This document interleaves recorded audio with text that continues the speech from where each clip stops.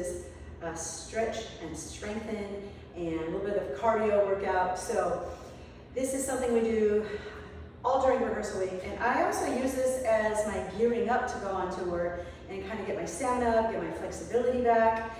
We usually do a little bit of a cardio right before this, so make sure you're kind of warm or got some layers on, or you're in hot, humid Hawaii. That also is helpful. So I'm just going to give you a breakdown on a few things to kind of concentrate on, and a couple of breakdowns of some of the positions and movements, also modifications. I often have to modify this warm-up depending on how my back feels, how my knees feel, how my mood feels, my energy level. So I'm just going to go through a few things. I'm not going to count every single thing here. Then I want you to go and watch the full run through with music. I want you to kind of just watch it 1 or 2 times, a couple of times, to kind of find out the tempo of things. Everything's sort of counted in 1 or 2 counts of 8 typically.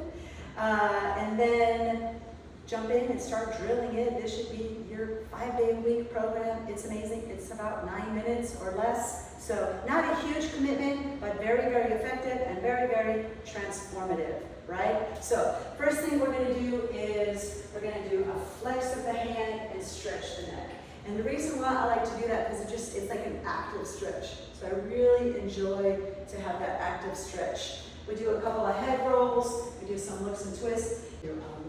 Inhale, exhale, forward fold, and notice how I soften the knees as I forward fold, because that's my first forward fold of the day. So unless you're super flexible, you can go forward fold with a flat back with the legs very, very straight. I like to come in and forward fold with the knees bent, come down, release the neck, release the jaw, and then if that feels good, you can straighten the legs there if that feels good. You can even look forward, get a little deeper, and I like to roll up 1 vertebrae at a time.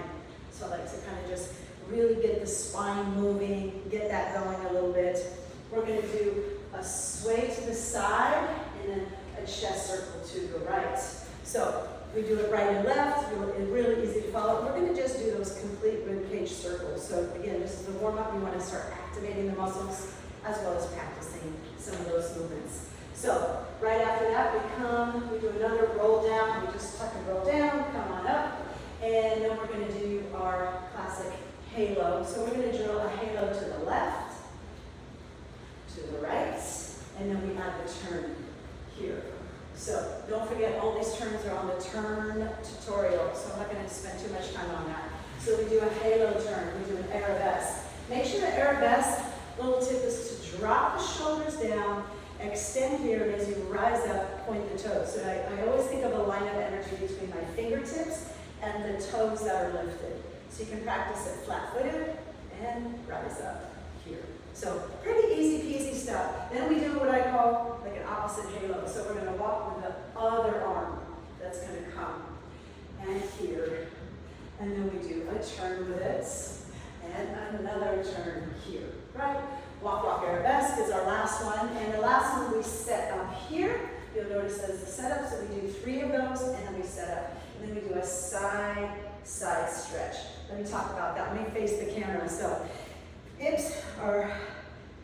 feet are just outside the hips, I should say. So just nice straddle, abs are pulled in a lot, and we're going to do a nice side stretch here. So a couple of things is don't let the arms get too floppy. Extend the energy here. Plug that shoulder down. Use your shoulder blade. Use your lat muscles here as you go to the side. Don't worry about how far you go. Think about having beautiful lines and creating space in your side body here. Okay, so we hold that down and then we turn and we do a flat back over here. So your left arm is forward. And depending on how your back feels or how tight or flexible you are in your hamstrings is going to determine how far you go. So if you're feeling a little tight, you feel a pull in the lower back, pull up a little higher. You can also bend the knee slightly here. You can also add a little hand for supports. So sometimes I add that in if my back is a little wonky that day, so you can use that for support. Then we're going to do a contraction up, extend, think about getting longer, longer, longer, and then we do a second contraction up and take it all the way down. And as you come down, you might need to bend that knee depending on flexibility. I like to kind of wiggle around while I'm here. I like to release the head, release the release that tension and really get into the back of that leg. Again, you can micro bend that knee if you need to. Then we're going to do a side to side at tempo. And then as I swing and drip to the other side, come back, and then we'll stretch on the other side. So really get that swinging motion here. So we take that a little bit from modern and contemporary dance. Enjoy that and know that it's coming. So that's why you need to really watch the routine a couple of times. That way you can follow my cues, because I don't talk too much on the run through with the music. So we do those flat backs and come forward. Then we're over here. We're going to do our rise up. The heels come up. We get a little bit of balance in, and we kind of play with that balance. And I love this one. I just love to get playful with it. You can kind of come over here and fall forward. So it's just good to kind of find your edge with that. Kind of go to your edge. Arm, stay up. Feet come together, and then you're going to come down, kind of in chair pose, but with the heels lifted, and then you're going to pulse those heels 2 times, and boom, take the right leg back. Find that lunge. So again, the lunge might feel intense. You can come up higher, you can come lower, you can drop the top of the knee and the top of the foot if that feels good to you. Use your hands for support, and that should feel nice. I'm going to track the knee right over the ankle. Then we're going to do an opening. So I keep my heel up, keep the toes, and I do a little wrist circle. And then as I sweep around, I like to watch my hand with my eyes, because it just opens up my neck a little bit more. Then we're going to do a runner's lunge. So come forward here. Legs are much, much closer. You can bend the knees if you need to. Tuck the chin a lot, and then just get that stretch in the back of the legs. I like to keep my fingertips connected here. And then we go into plank, plank, plank, plank. And again, if you're a yogi, you want those fingers really, really wide, pressing through, so you're not using your dancer hands. Really press nice and wide. Keep those abs in and lifted. If you need to, come down to the knees. No problem. You can still get an activation and create heat there. From here, we go into the Mermaid. I think you guys know this one. Let me face this side. So this leg is going to be parallel here. This foot is tucked back. So this is your left leg. Let me face you while I do that. So for Mermaid. Now you want to see if you can get your sit bone on the floor and then twist up. Lift and twist. Use those obliques. Here we're going to do 8. Arms rise up for 8, and then I love to swing across. I think this is my favorite part of the whole routine. I swing across with lots of drama. Reach forward. Find that space, and then I do a nice side stretch. In this one, you're probably not going to go too far because you're really in a compromised position with the legs, but it's a really nice side opener. And then as you transition, challenge yourself to do it without the hands, right? If you need to, just put the hands down and change. See what feels good. From here, again, using those obliques, pull the hip down, obliques, and lift. So it's a really good technique builder, right? So from there, come up. Butterfly, you guys know butterfly, heels together, contract. And I just want to talk briefly about the upper body. So as I contract, I pull my shoulder blades apart, I tuck the chin, and I roll through, and I rise up with a flat back. We do that twice, and then you flat back forward, and then contract. Right? So really think about articulating the spine. That should feel really, really good. So from that butterfly, then we go into a straddle from here. The main thing is not how far you go with the legs. It's about having a straight spine and being able to sit without using your hands. So if you've gone too far and you kind of have to lean on your hands here, then just make this a little more shallow. It's not important. You should feel a delicious stretch, and you should be able to talk comfortably and breathe comfortably through this. So find that stretch. Toes are not pointed forward. Toes are towards the ceiling. Lift up. We've got an 8 here, and then you can come forward for an 8. See what feels good. Again, we want to avoid the thing of like the jerking movements, right? So you don't want the muscles to be jerking. Boom. You want to slow with lots of oxygen, lots of breath. And then here we take it to the side. Again, drop that shoulder blade down, makes a big difference. Lots of energy in the hands. Toes are towards the ceiling. Then you lift up, twist, and come towards it as you point the toes. So you'll feel a different different stretch as you change that position, and this is just such a great hip opener, leg opener. Other side, and then from here we're doing what I call the figure four. You can have your hands back or you can have your hands forward from here.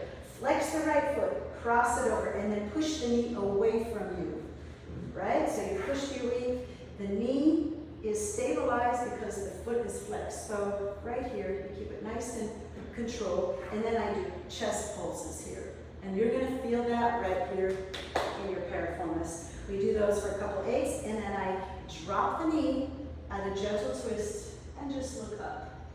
Drop the heel and arch up. So you can kind of lift the chest and look back behind you. See what feels good. Couple of those, and then we're gonna do the other side. So we do this for 2 counts of 8, and then you're gonna drop the knee, look up, drop the heel. Same thing, you can look side to side. And from here, you grab the outside of the foot, reach up, and then add those wrist circles. Now, if this is not available to you, you can also just flex the foot, lift up tall, and add the twist. You can grab the knee. Let me do this side. So you can grab the knee, you can grab outside of the calf, you can grab outside the foot, and more advanced, you lift it up. But make sure you're not kind of rounded back or bent knee. Lift up tall. Here you go. Wrist circles. Good, good, good. And now for the big final part, lots of core work. So, la-di-da-di Pilates. I'm going to come to my side. So I come up, point the toes, legs are straight. This leg is hovering.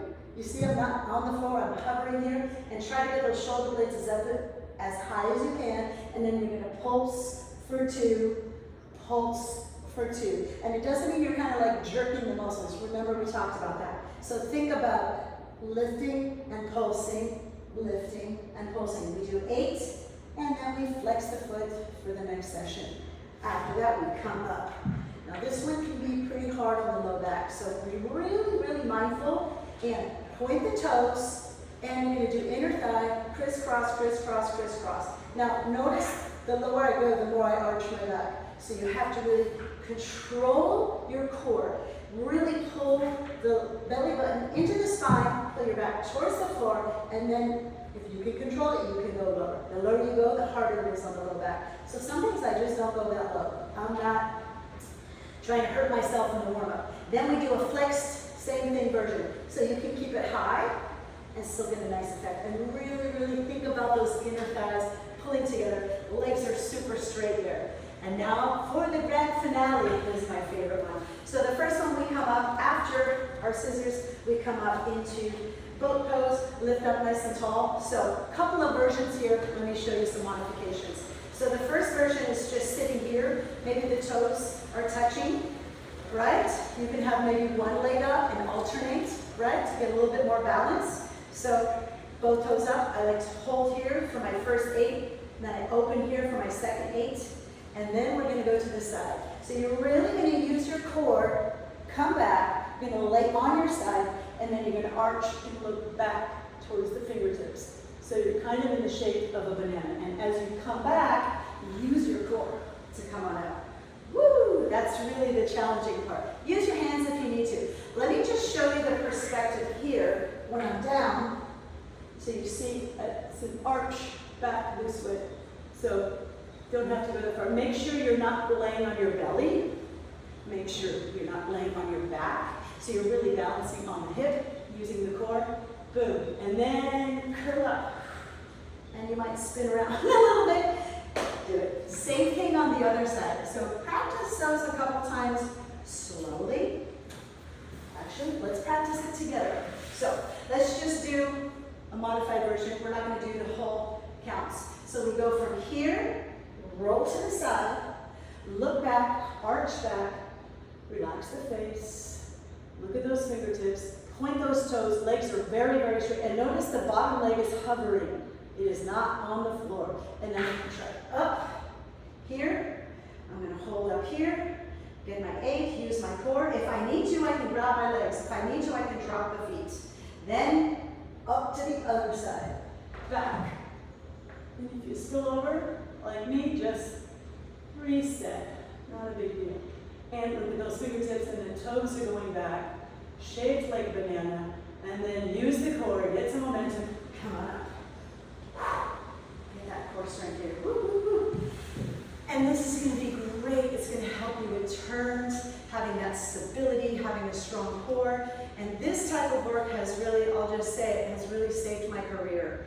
I had low back issues for many, many years, and just having a strong core, keeping my abs strong, keeping my oblique strong, has really, really helped me. So I didn't break down every single thing we do in the warm-up. Some of it's pretty self-explanatory. But I hope that this will help you to transform your dance the way it has transformed my dance.